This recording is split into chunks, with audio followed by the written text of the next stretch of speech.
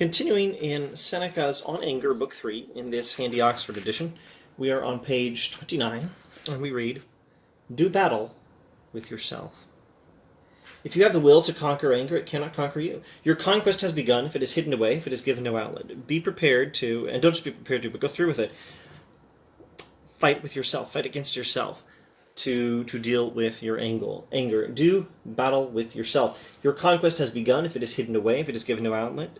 Don't let anger come out. Don't give anger an expression in your behavior. Keep it buried. Let us conceal the signs of it, and as far as is possible, let us keep it hidden in secret. This will cost us a great deal of trouble, for it is eager to leap out and inflame the eyes and alter the face, but if it is allowed to display itself outside ourselves, it is then on top of us." Okay, so bury anger, conceal the signs of it, keep it hidden in secret as much as you can, and this will take some trouble, but it keeps you from being mastered by anger. If once you let anger control your behavior, anger has mastered you. "In the lowest recess of the heart, let it be hidden away, and let it not drive, but be driven out, that is." Now, these days, we want to read something like this and think, this is unhealthy. Our emotions should be allowed to be vented. What's the phrase? Let off some steam. We think of anger as this emotion that has to be given some expression, otherwise it will stay within and fester and and then be let out in a less controlled and worse way later. So, give expression to your feelings. That's the modern way of thinking, or postmodern way of thinking. That's the contemporary way of thinking. So Seneca is not thinking like a contemporary. And I'm not sure I want to mediate a dispute between contemporary pop psychology and Seneca, but I will say at least this much. Note that Seneca is not advising us to, using maybe the best verb we have, repress. He's not advising us to repress our emotions without regard to the eventual consequences. No, he's looking at the eventual consequences, and he's advising us to do things that change our emotions. Watch what he says next. "Moreover, let us change all its symptoms into the opposite. Let the expression on our faces be relaxed, our voices gentler, our steps more measured. Little by little, outer features mold inner ones." Outer features mold inner ones. So your inner feature, when you're angry, it's your anger. Within your mind or within your heart, you're dealing with some anger. You're dealing with, if it's strong enough, we might want to use the word rage. So inside, you're seething with rage. Outside, what do? Well, you can act on it and perhaps hope that will healthily express some of the rage, so that there's less rage to express. But does it really work that way? Or is it rather the case that little by little outer features mold inner ones? Is it more likely that expressing anger builds a habit that causes more anger? Is it rather the case that outer behavior molds what is in our hearts? Outer behavior molds what is inside. That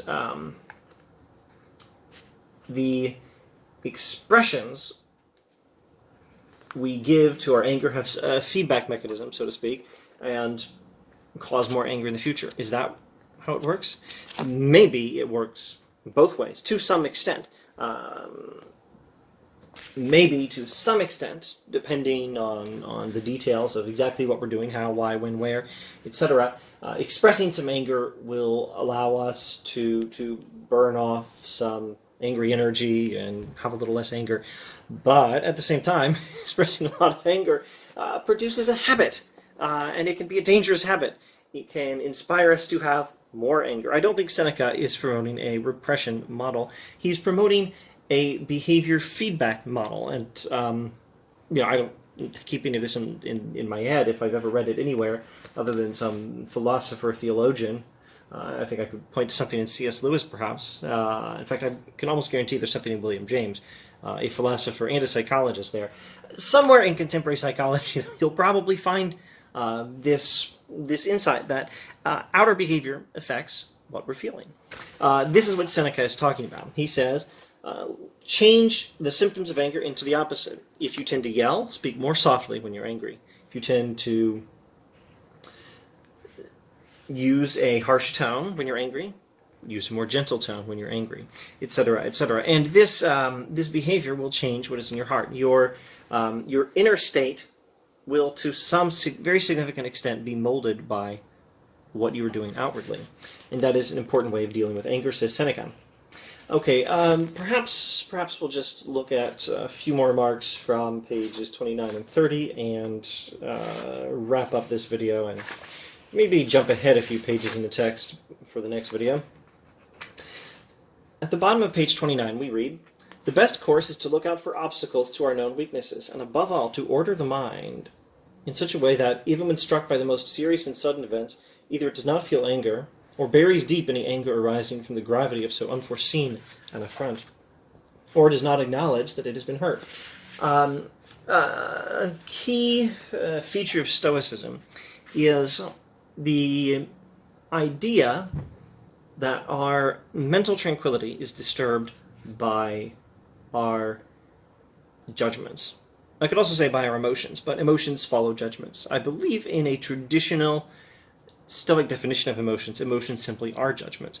Maybe an oversimplified definition of emotions. For that matter, maybe an oversimplified interpretation of Stoicism. But it's onto something important. Emotions respond to judgments, or they simply are judgments. The bad emotion, the unhealthy emotion of anger that Seneca is talking about, comes from the judgment that something matters and has done harm to us. Whereas the Stoic philosophy tends to say that what really matters